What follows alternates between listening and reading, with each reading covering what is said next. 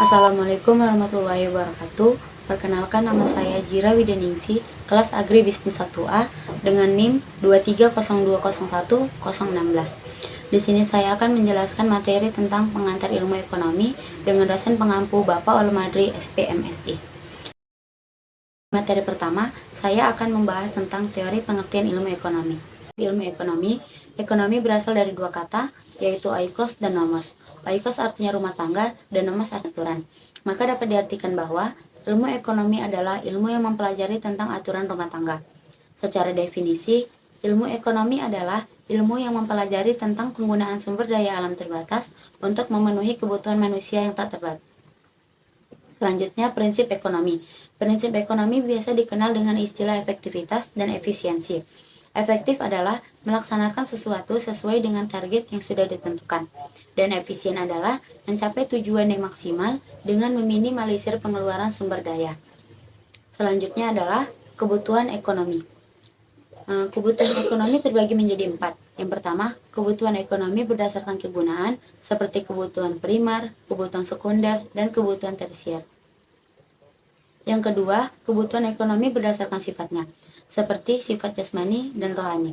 Yang ketiga, kebutuhan ekonomi berdasarkan waktu, seperti waktu saat ini dan waktu yang akan datang.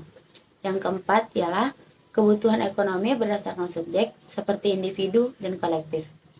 Selanjutnya, pemuas kebutuhan ekonomi. Pemuas kebutuhan ekonomi juga terbagi menjadi 4. Yang pertama, berdasarkan cara memperoleh, baik secara ekonomi maupun yang kedua, berdasarkan kegunaan, seperti konsumsi dan produksi. Yang ketiga, berdasarkan proses pembuatan, baik dengan barang mentah, barang setengah jadi, maupun barang jadi. Dan yang keempat, dengan barang lain, yaitu dari komplemen ataupun substitusi. Selanjutnya, kita akan membahas materi yang kedua, yaitu materi tentang teori permintaan dan penawaran. Pertama, permintaan atau demand. Permintaan atau demand ialah banyaknya barang yang diminta oleh konsumen atau pembeli pada suatu pasar tertentu, pada tingkat harga tertentu, pada tingkat pendapatan tertentu, dan dalam periode tertentu. Selanjutnya, hukum permintaan. Hukum permintaan ialah apabila harga suatu barang naik, maka permintaan barang tersebut akan turun. Sebaliknya, apabila harga turun, maka permintaan barang tersebut akan naik. Teori determinasi permintaan. Teori determinasi permintaan ialah permintaan dan harga berbanding lurus, yaitu apabila harga naik, maka permintaan naik, dan apabila harga turun, maka permintaan turun. Permintaan. Jenis-jenis permintaan ada 3. Yang pertama, yaitu permintaan absolut. Ialah permintaan yang tidak didukung oleh daya beli, tetapi lebih merupakan angan-angan. Yang kedua, yaitu permintaan potensial. Ialah permintaan yang akan diwujudkan dengan sejumlah uang yang dimiliki.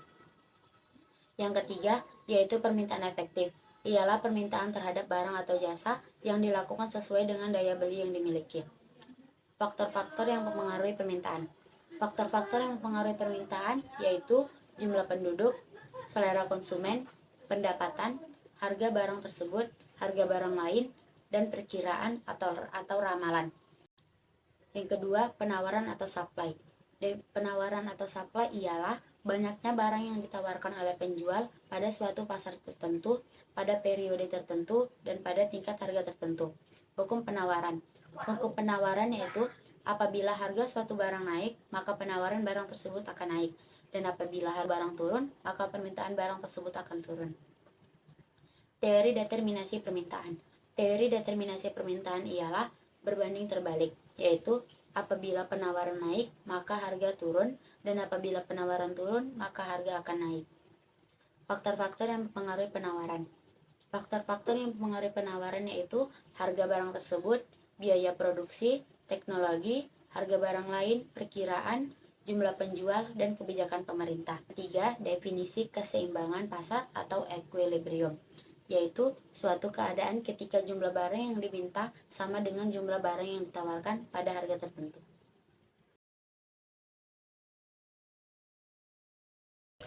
Selanjutnya, kita akan membahas materi kita yang ketiga, yaitu materi tentang elastisitas permintaan dan penawaran.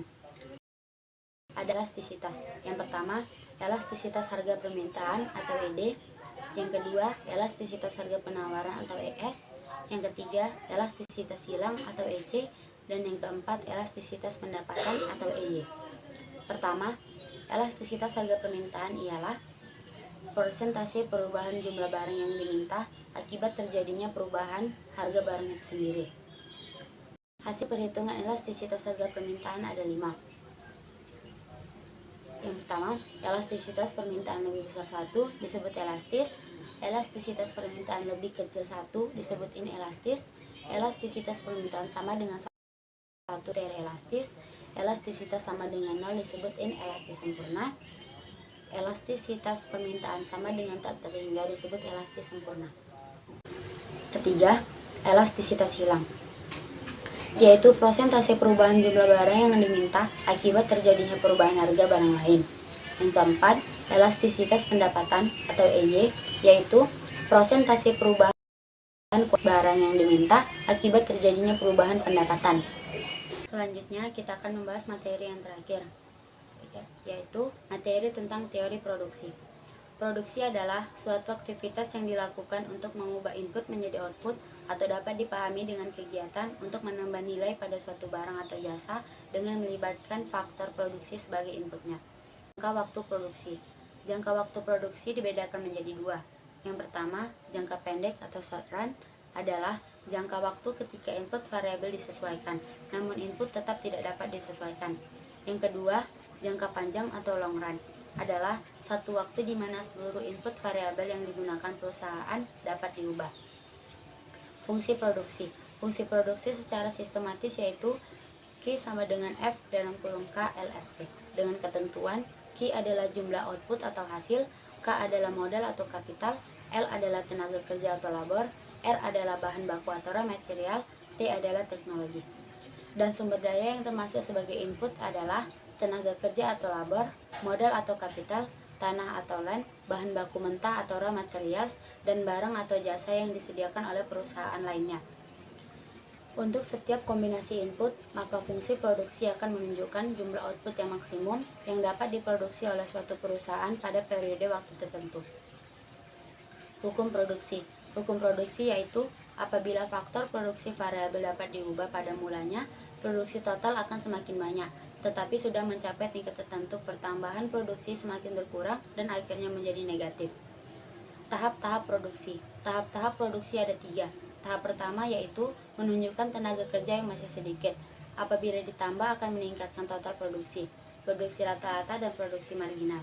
Tahap kedua yaitu produksi total terus sampai meningkat sampai produksi optimum, sedangkan produksi rata-rata menurun, dan produk marginal menurun sampai titik nol. Tahap ketiga yaitu penambahan tenaga kerja dapat menurunkan total produksi rata-rata, sedangkan produksi marginal negatif. Selanjutnya, teori produksi dengan 2 input variabel, yaitu jika upah tenaga kerja dan pembayaran per unit terhadap penggunaan modal diketahui, maka bagaimana caranya perusahaan harus meminimumkan biaya dalam usaha untuk menghasilkan output pada suatu tingkat tertentu. Yang terakhir, keseimbangan produsen secara grafik. Seorang produsen bisa berada dalam kondisi keseimbangan, yaitu apabila hanya dengan sejumlah biaya tertentu, ia dapat menghasilkan output yang maksimal. Demikianlah materi yang bisa saya sampaikan. Apabila ada kesalahan kata saya dalam penyampaian, saya mohon maaf. Saya akhiri dengan wabillahi taufiq wal hidayah. Wassalamualaikum warahmatullahi wabarakatuh.